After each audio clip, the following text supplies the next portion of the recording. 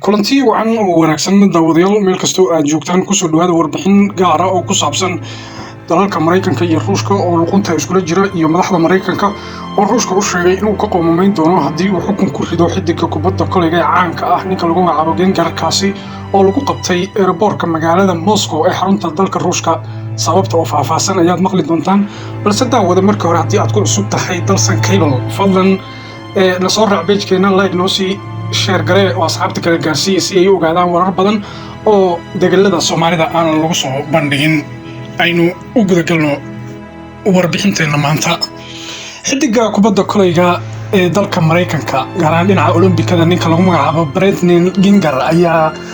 la soo taagayaa maanta oo Khamiisa maxkamad ku taala dalka Ruushka waxaa loo haystaa in uu ku lug leeyahay ama lagu helay daroogo nooca biyaha ah ama saliidda ah oo laga helay boorsadiisa xilli uu u safrayay dalka Mareykanka isagoo ku sugan dalka Ruushka gaar ahaan caasimadda Ruushka magaalada Moscow.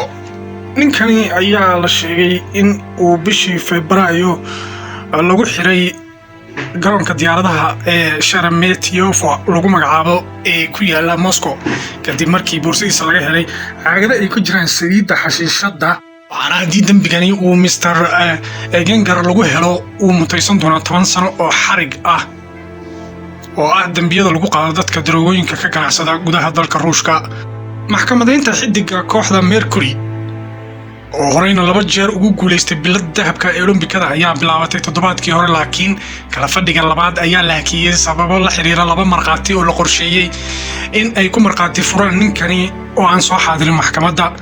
dib u dhigista noocan oo kale ma aha wax ku cusub maxkamadaha Ruushka waxaa sidaa qoray Washington Post. waxaana uu wargeysku intaasi ku daray in ay jiraan dad markaas la qorsheeyay inay marqaati ku furaan ninkani balse ka gabangaabsaday in ay maxkamadda ay hor yimaadaan sababo aan la sheegin ama la shaacin. inkasta oo taageerayaasha ninkani ay markii hore si hoose u qariyeen in daroogo lagu qabtay haddana baaqyada Mareykanka uu ku baaqayo in si degdeg ah loo sii daayo ayaa isa soo taraya. xaaska ninkani oo la hadashay aqalka cad ee Mareykanka ayaa sheegtay in ay ismaqleen madaxweynaha Mareykanka Joe Biden isla markaasna ay kala hadashay qadiyadda la xiriirta ninkeeda oo lagu haysto gudaha dalka Ruushka. wada kalena wasaaradda arrimaha dibadda ee dalka Mareykanka ayaa qoonsatay mid qalad ah xariga ninkan loo geystay iyadoo kiiskaasi u gudbisay ergeyga gaarka ah ee arrimaha Ruushka u qaabilsan Mareykanka si uu u gudbiyo qaraarkani wasaaradda arrimaha dibadda Mareykanka ay soo saartay. wasaaradda arrimaha dibadda ayaa markaasi waxa ay sheegtay in muwaadinkani u afduuban dalka Ruushka si degdeg ah loo sii daayo. dacwada kale maxkamadda ninkani soo eedeysay ayaa sheegtay in arrimaha ninkani lagu haysta ay tahay daroogo isla markaasna dawladda Mareykanka iyo shacabkeedu way og yihiin dembiyada waaweyn ee la xiriira daroogada iyo dadka lagu qabto sida loo ciqaabo. waxaana ay sheegeen oo iska difaaceen in aanay ahayn arrintani mid la xiriirta afduub iyo argagixin balse ay tahay dembi uu galay ninkani. Washington Post ayaa aaminsan in istiraatiijiyadda kiiska ninkani Mareykanka laga yaabo in ay ku lug yeelato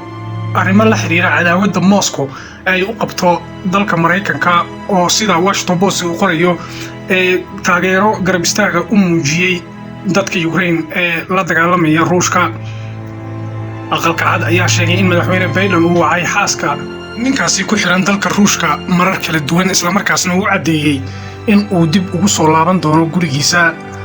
aadari lagu magacaabo Al Sharaton oo ka mid ah dadka u dhaqdhaqaaqa xuquuqda dadka madowga ah ee Mareykanka ayaa toddobaadkan ugu baaqay Biden inuu qabanqaabiyo kulan ducaa oo uu la yeesho qaybaha kala duwan ee bulshada madowga ah gaar ahaan familka ninkaasi basketballka caanka ku ah. wuxuuna yiri isagoo hadlaya 4 bilood ayaa aad ugu dheer dadka uu ninkani ka dhashay marka waxaanu doonaynaa in si degdeg ah loogu soo sii daayo ehelkiisa oo aad u doonaya la kulanka wiilkooda. si kastaba ha ahaatee kiiska ayaa u muuqda mid la siyaasadeeyay waxaana haatan muuqanaysa in wasaaradda arrimaha dibadda ay kulan duceedyo waaweyn la yeelanayso dadka ku lugta leh kiiskani gaar ahaan maxkamadaha kiiska ninkani markaas ciyaartooyga weyn qaadaya. haddii ay arrintan suurtageli weydo waxaa la saadaalinayaa in diblomaasiyadda labada dalba ay markaasi ku yeelan doonto cawaaqib weyn iyadoona horeyba ay labada dal